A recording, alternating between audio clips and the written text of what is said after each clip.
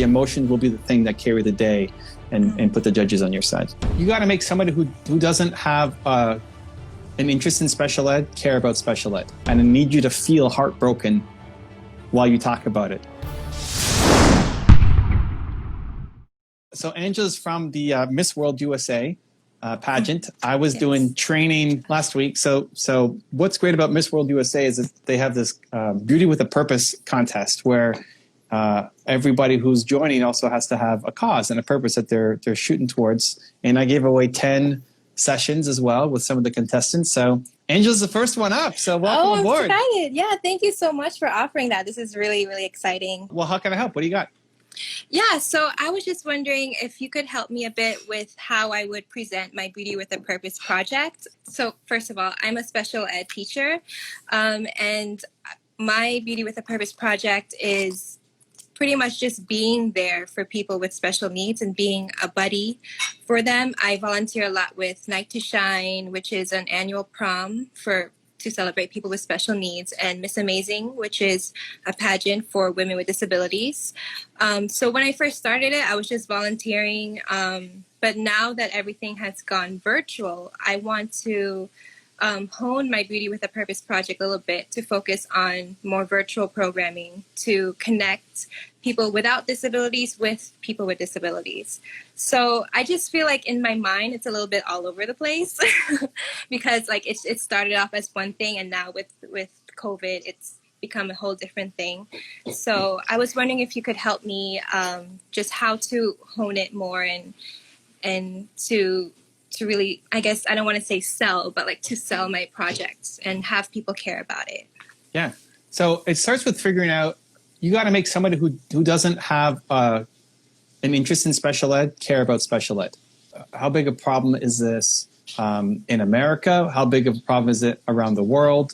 So that I recognize, because what the judges want to say is, hey, if Miss World USA has got to go represent our brand, and I want, Angela to be on a big mission to try to solve a big problem. So how big a problem is this, and why is it, not necessarily why is it more important than like the fires in California or the rainforest or something else, but making me care. So how big of a deal is special ed? Like, why do we need it? Who cares? Yeah, I think people with disabilities are not really represented in everyday society.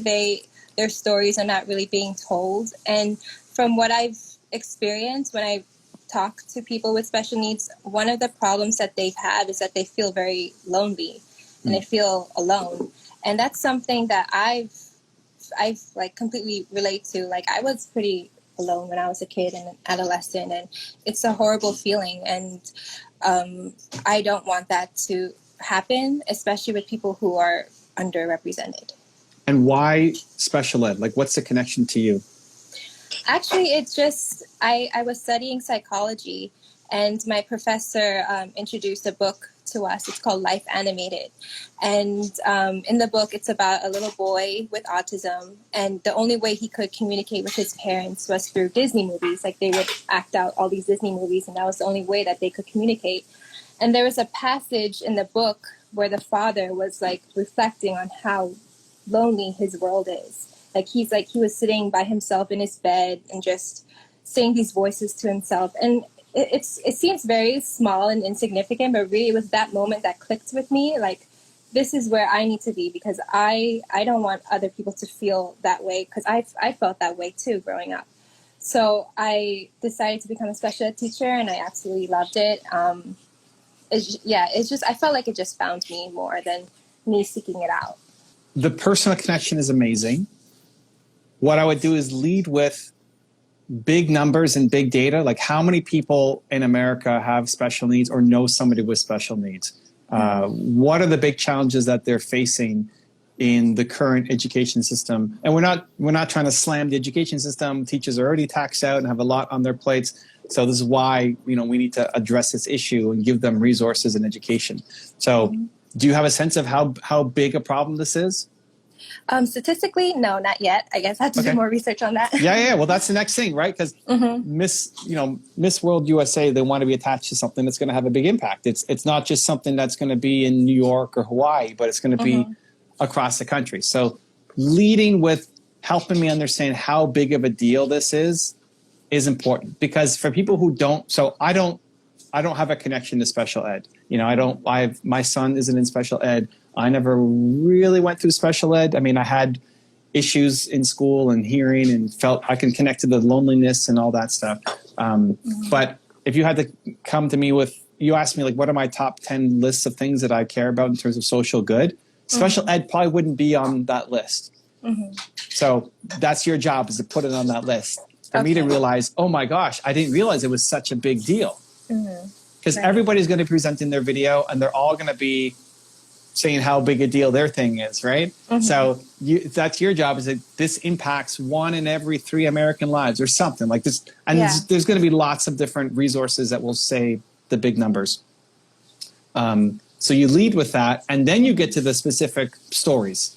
So this is where, if you ever watch political debates, they do a great job of it, where they'll have, they'll lead with some big number of like why we need tax cuts, for example, and then give data to why we need tax cuts. And tax cuts will help generate more business, and it leads to 18 million new jobs last month, all these stats. But then they go down to a specific. Let me tell you about Jeremy from New York. Jeremy runs his bakery, and Jeremy is really struggling, right? So like big. So I understand how big of a deal this is, and then a specific thing to pull on my heartstrings. You need the both, right? So whether it's somebody that you've helped in special ed, I'm sure you've seen a whole bunch of, you know, stories from kids that you've helped along the path. Whether it's something in the news cycle, but I think connecting it to something that you've seen. So for example, there was Julie, and Julie was one of my students, and nobody believed in her, and she felt super lonely. And then we sat down, and I taught her using teddy bears, and then she learned, like whatever the most emotional story is for you. Like, can you think of somebody that you've really helped that like still years later you still like, man, I love that student? Oh yeah, like a lot. Like from my job alone, there was I had this one student who we thought was nonverbal, and through working with him, with me and my supervisor, he learned how to communicate.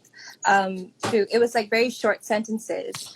So that was really cool. And through my volunteer work, I want to shout her out because her name is Cinderella, and she has cerebral palsy, but she's also a writer.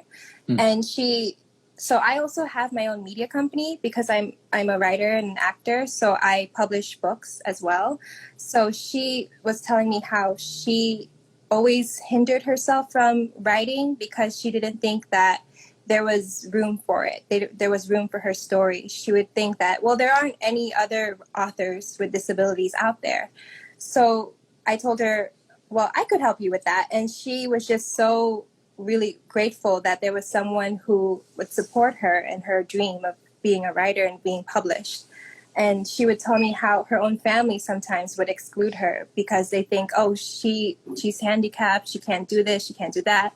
But just knowing that there's someone out there who believes in her, it really lifted up her spirit. So that's what I want other people without disabilities to do, because I don't want them to think, oh, there's no one supporting me, so I rather just take a step back and just watch other people. So let's dive into her. What was her name? Cinderella. What was the moment? What was the most emotional moment for you with her specifically? What happened? Emotional moment.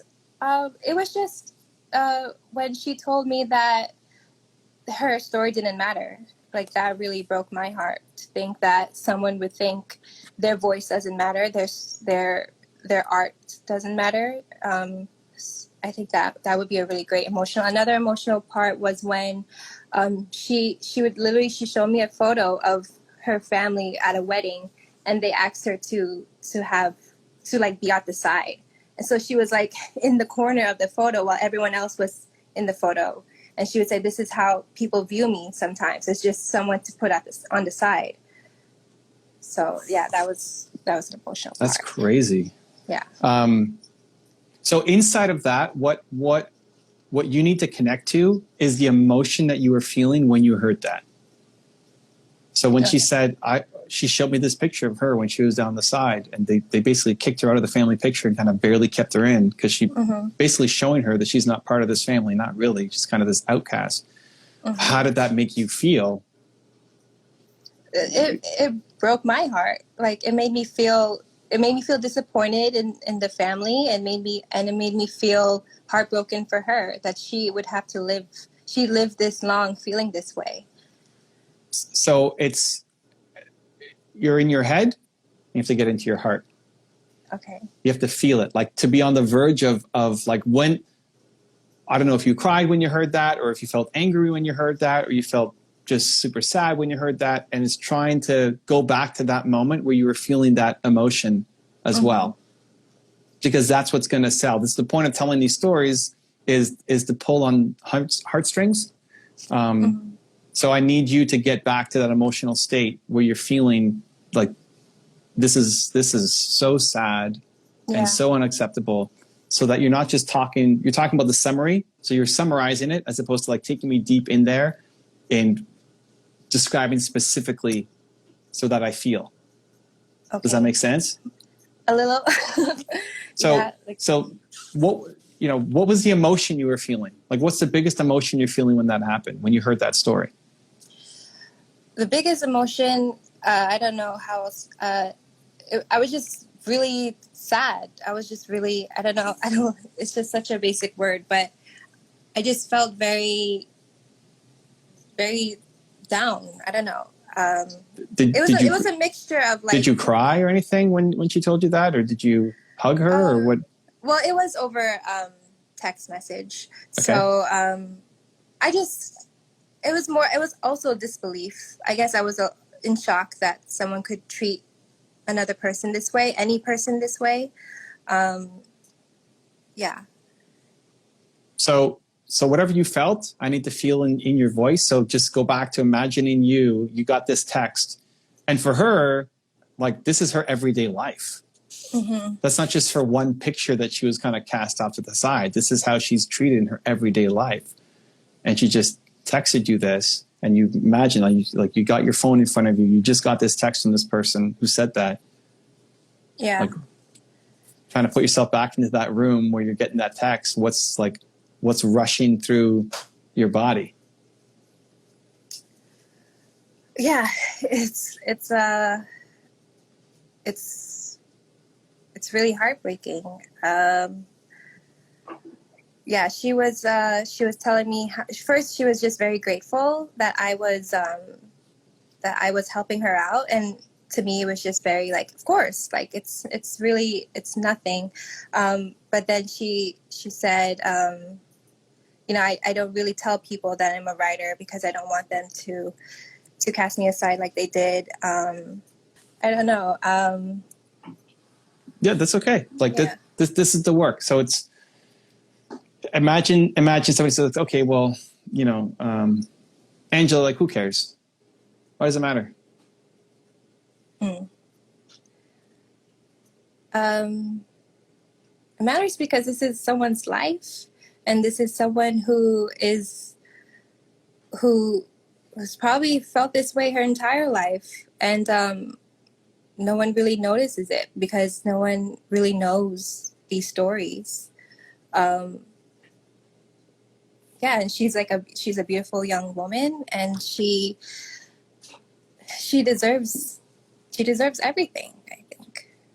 I don't know. No, that's getting better. Like it's connecting that more, like really trying to feel her. You're the Cinderella, Cinderella or Cinderella? Cinderella, S-I-D. Cinderella. Yeah.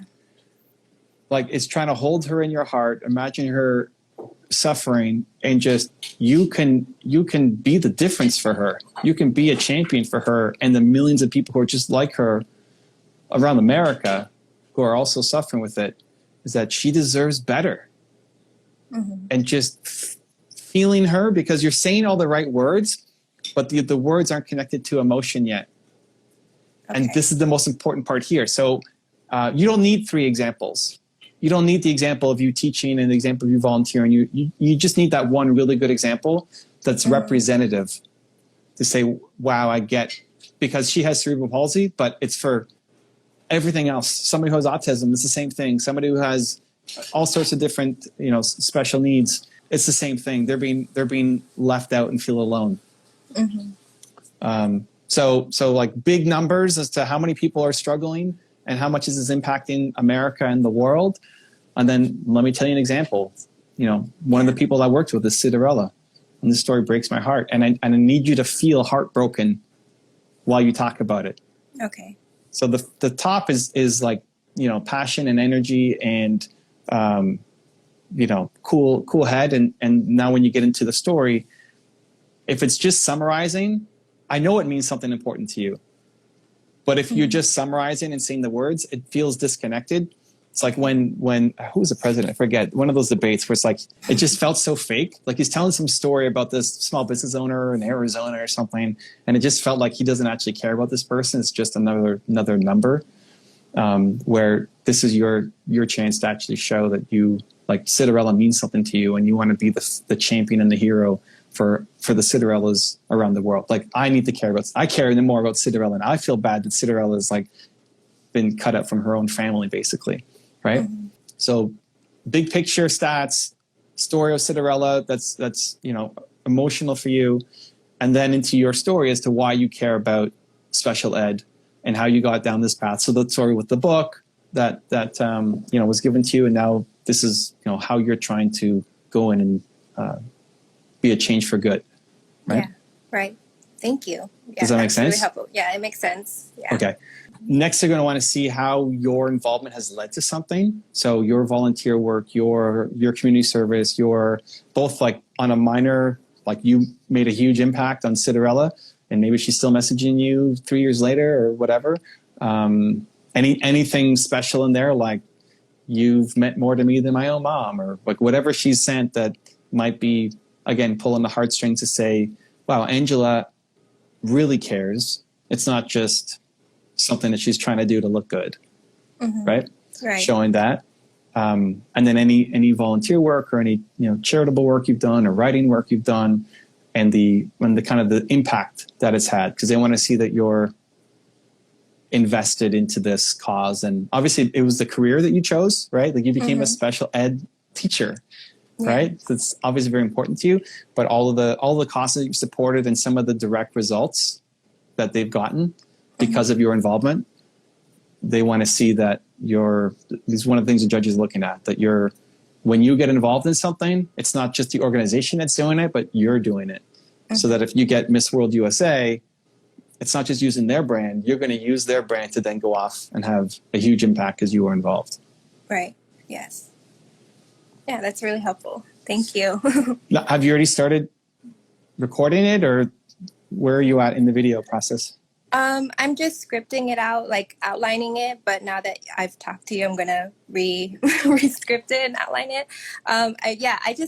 Right now I'm just really trying to work on just honing it, like making it, because during my interview with the judges for the state competition, they asked me to summarize it in 30 seconds, and I don't think I was able to do that because I was really like all over the place. So yeah, I really want to focus on making like an elevator pitch, as you said, in our webinar. When you get to the question section too, when you're doing the interview part, they might ask you, like, you need to have a 30-second version down. Yeah. What I would do is almost memorize it at the beginning, but then do it so much that you can then deliver it with emotion, because this is where a lot of the contestants fall down is you have a memorized pitch, but it doesn't pull at heartstrings. It doesn't feel like you actually care about it, even though you do. You're just so stressed out about getting it out. And like, you don't, but without the emotion there, you're not going to pull anybody. You're just talking facts, but it's the logical. The logical is not going to be the thing that wins it. It's I need to see how much she cares. So you practice it until you've got it memorized, and then you can deliver it with energy. And don't worry if you forget a word or it's not exactly, like, you won't deliver it exactly like you practice, but it'll be close enough because you put in the reps, right? Just like I think I said, use the riding the bike example in our session, where if you're so focused on riding the bike and like staying balanced and pedal, you won't have fun and enjoy the bike ride and enjoy the scenery. But once you learn how to ride a bike, then you're not thinking about the feet anymore. You're able to have conversations and enjoy the scenery. So it's the same thing of like practicing the pitch is the equivalent of learning to ride the bike. And then you want to have the phrasing and the words down almost automatically, just like riding a bike, that now you don't have to think about it and you can deliver with a lot of emotion. Okay. Yeah. Cool. Thinking about the setup too, like the visuals. So have you thought about where you're going to actually film it?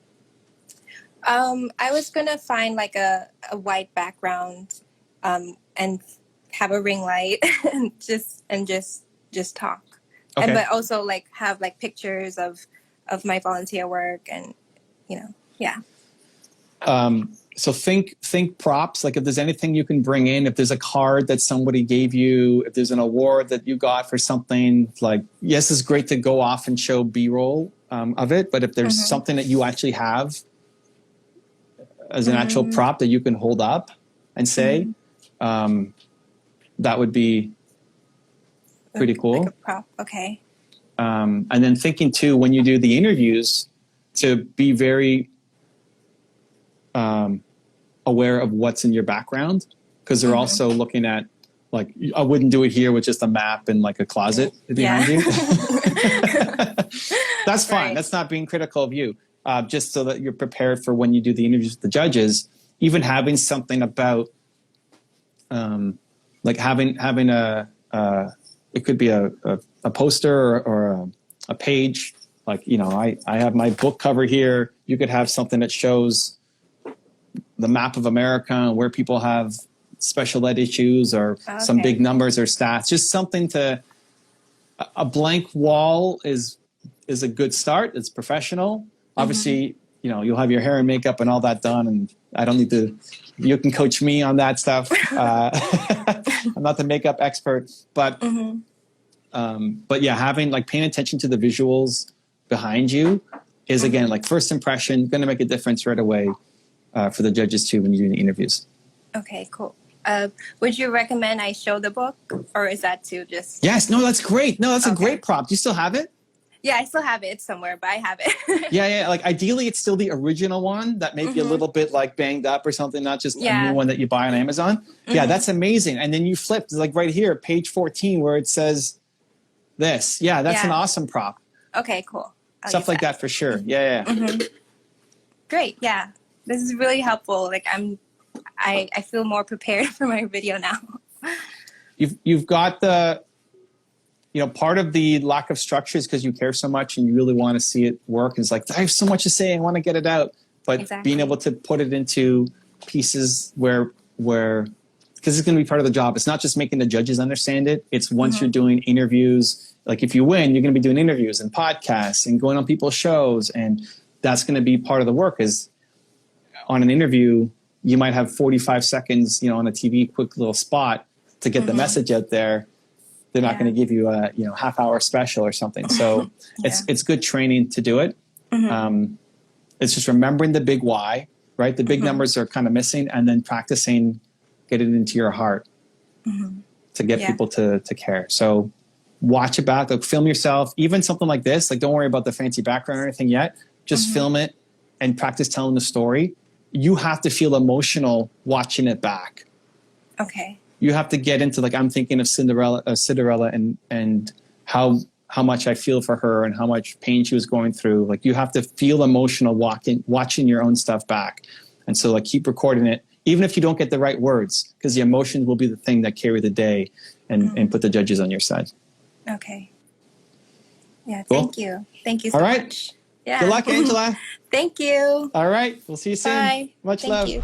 If you want to see another awesome one-on-one I did with an entrepreneur just like you, check out the video right there next to me. I think you'll enjoy it. Continue to believe, and I'll see you there.